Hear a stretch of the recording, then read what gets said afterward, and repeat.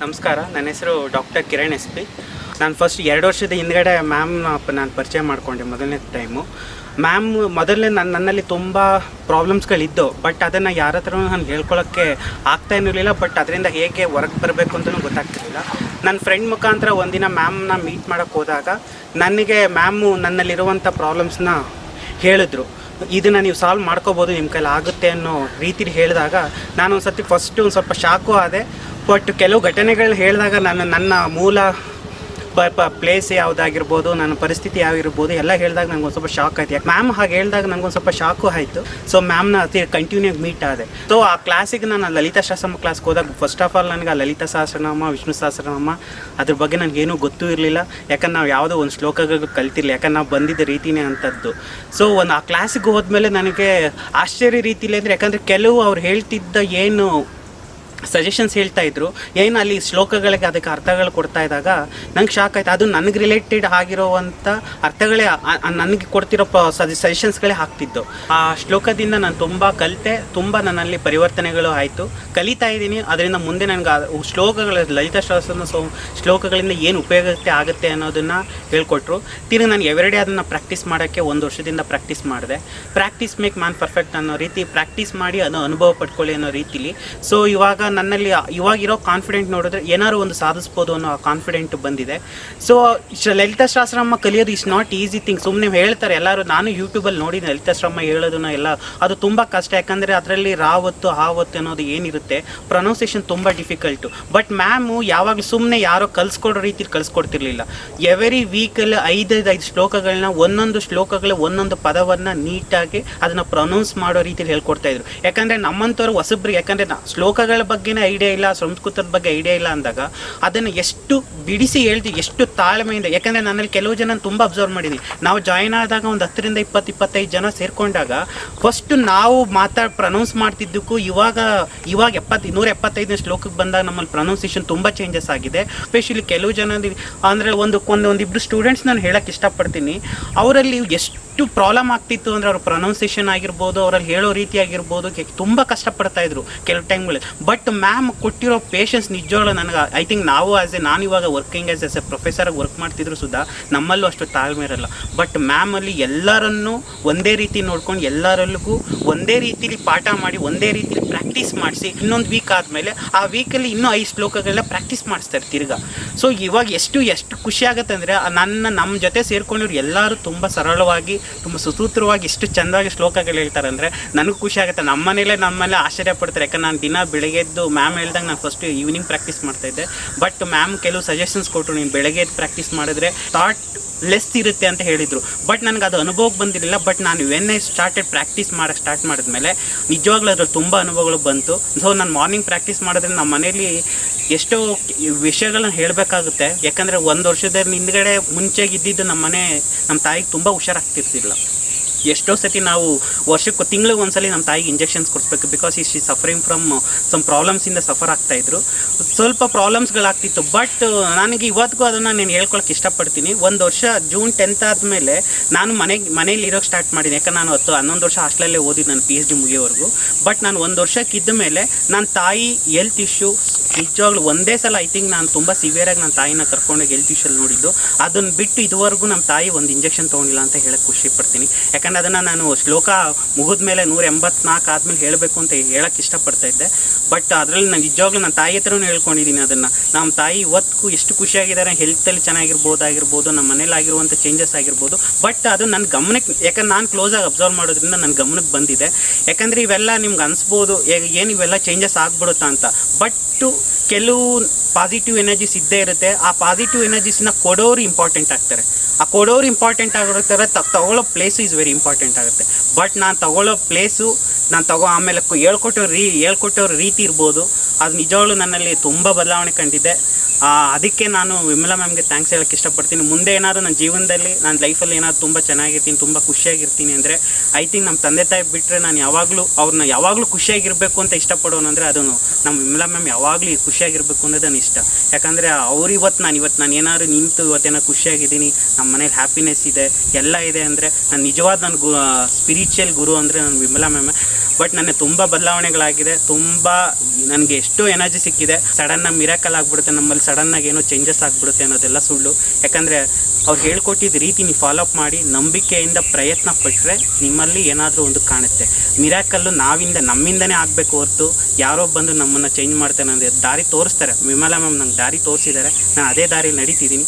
Mostly ಮುಂದೆ ನನ್ನ ಜೀವನದಲ್ಲಿ ಯಾವಾಗಲೂ ಎಲ್ಲ ಒಳ್ಳೆಯದಾಗುತ್ತೆ ಬಿಕಾಸ್ ಆಫ್ ವಿಮಲಾ ಮ್ಯಾಮ್. ಅದಕ್ಕೋಸ್ಕರ ನಾನು ಯಾವಾಗಲೂ ಅವ್ರಿಗೆ ಕೃತಜ್ಞತೆ ಸಲ್ಲಿಸ್ತಿರ್ತೀನಿ. Thank you ಅಂತರ್ಮನ. ಎಲ್ಲರಿಗೂ ನಮಸ್ತೆ. ಹೆಸರು ಕಿರಣ್. ಸೇಂಟ್ ಜೋಸೆಫ್ ಕಾಲೇಜಲ್ಲಿ ಸೆಕೆಂಡ್ ಇಯರ್ BSc ಮಾಡ್ತಾ ಇದ್ದೀನಿ. ನನ್ನ ವಿಷಯಕ್ಕೆ ಬರೋಕ್ಕಿಂತ ಮುಂಚೆ ನನ್ನ ಗುರುಗಳಾದಂತಹ ಡಾಕ್ಟರ್ ವಿಮಲಾ ಗೋಪಾಲ್ ಅವ್ರಿಗೆ ಧನ್ಯವಾದ ಹೇಳೋಕ್ಕೆ ಇಷ್ಟಪಡ್ತೀನಿ.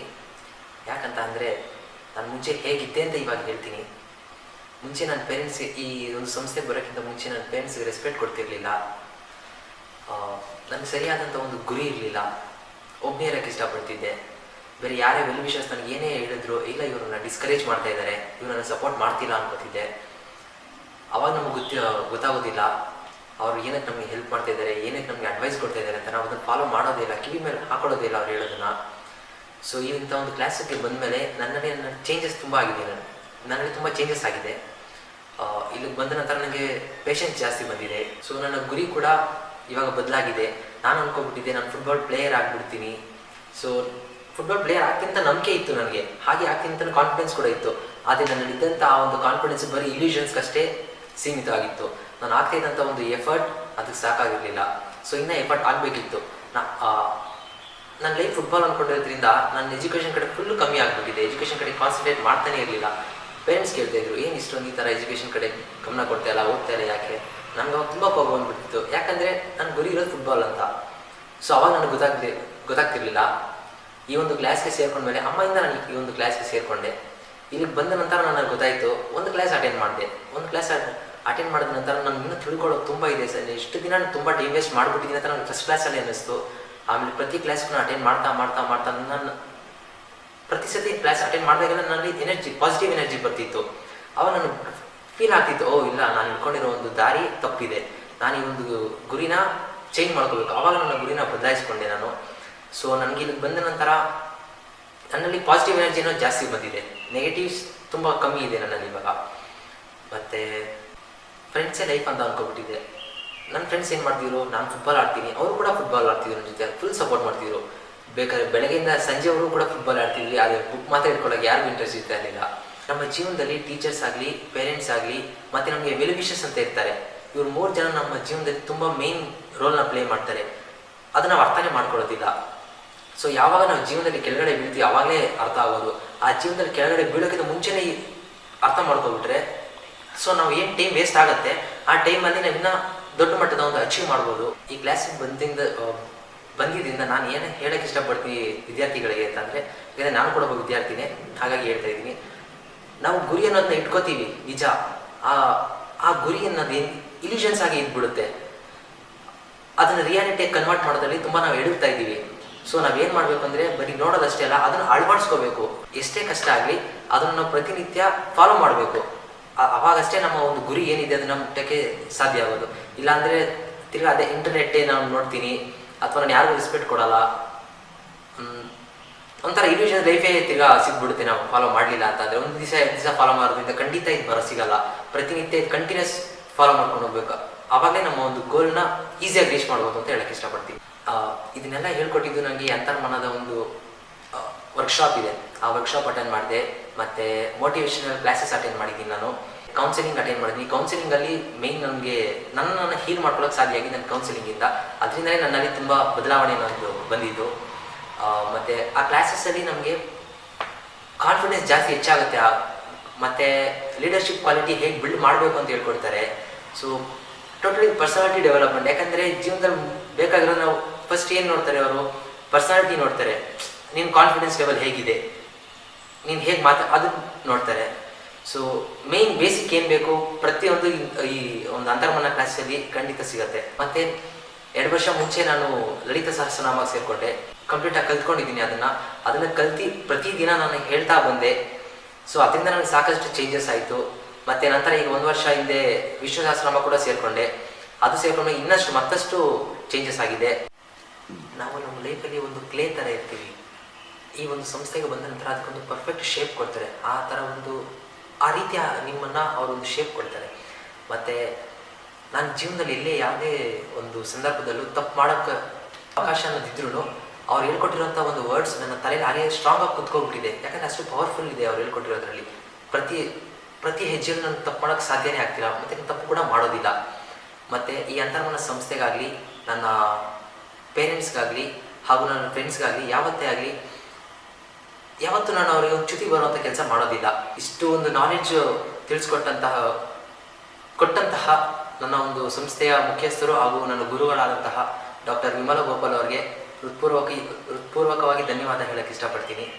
ಮತ್ತು ಇಂಥ ಕ್ಲಾಸಸ್ನ ಬಹಳಷ್ಟು ಜನ ಸೇರಿಕೊಂಡು ಅವರಲ್ಲಿ ಏನಿದೆ, ಅವರಲ್ಲಿ ಒಂದು ಏನು ಗುರಿ ಇರುತ್ತೆ ಅದನ್ನು ತಲುಪೋದಕ್ಕೆ ಸುಲಭ ಆಗತ್ತೆ ಇದಕ್ಕೆ ಸೇರ್ಕೊಳ್ಳೋದ್ರಿಂದ. ಸೊ ಎಲ್ಲರೂ ಸೇರ್ಕೊಳ್ಳಿ ಅಂತ ಹೇಳಕ್ಕೆ ನಾನು ಇಷ್ಟಪಡ್ತೀನಿ. ಧನ್ಯವಾದಗಳು. Namaste, my name is Shashank and I'm an engineering graduate. I've been associated with Antarmana from the past 1 year. I've been learning Vishnu Sahasranama Shloka from ma'am from the past 1 year and have been practicing it regularly. Before that I came for a counseling session soon after my engineering because I didn't have any clarity about what I should be doing next in my life. Once I came to ma'am, I only spoke about my career and what I want to do, but then ma'am started telling me about the various problems that I have been facing and that I'll be facing in my life. So she told a lot of remedies. At first whatever ma'am told wasn't convincing for me. I didn't try out whatever ma'am told, and then I had faced a lot of issues. So I had come back again for another counseling session and I told ma'am this is what I faced, these are the things that I faced, and ma'am didn't feel bad or didn't force me for any of those things. She said if you do this you'll be successful. And then I started practicing everything what ma'am told. Even with respect to my career, ma'am told me to wait for 1 year to actually select my future in higher studies. And then at that particular moment I didn't like what ma'am told. But then after learning Vishnu Sahasranama I started getting clarity why I had to wait for a year, what was the problem that is going to come if I didn't wait for a year. So Vishnu Sahasranama has taught me how to think clearly, think what is right, and it is not just think what is right, it is also the way you think. For each and every problem has a solution within ourselves. That's what ma'am tells. That is the reason we have to learn Vishnu Sahasranama, is what ma'am tells. And a lot of people also have experienced, and many of them have shared their opinions, including in my own family. My mom started learning Lalita Sahasranama, and because of which I wanted to actually practice Vishnu Sahasranama every day. So if at all only you're coming, only you're the person who's interested to learn Vishnu Sahasranama in your family, you can come and start learning Vishnu Sahasranama or any Lalita Sahasranama. And in case there are people who in your family who are not interested at that particular moment, seeing at your progress, I'm sure that they will also join. It has happened to a lot of people in Antarmana. And apart from these shloka classes, I have been volunteering in various activities of ma'am. Ma'am is a motivational speaker, and it is not like any other motivational speaker who just talks about a person, a scientist or a great person. Ma'am also imbibes their qualities, and this is one speciality of ma'am. Any particular person she talks about, she doesn't just talk about that person but also their good qualities. And any person she has spoken about till now, she has adapted all the good qualities of that person. So this is one different experience. I have watched a lot of YouTube videos also based on motivational talks, and it is completely different what I experience here. Over here we get clarity for each and every questions that we have in our mind. Thank you ma'am, and thank you Antarmana.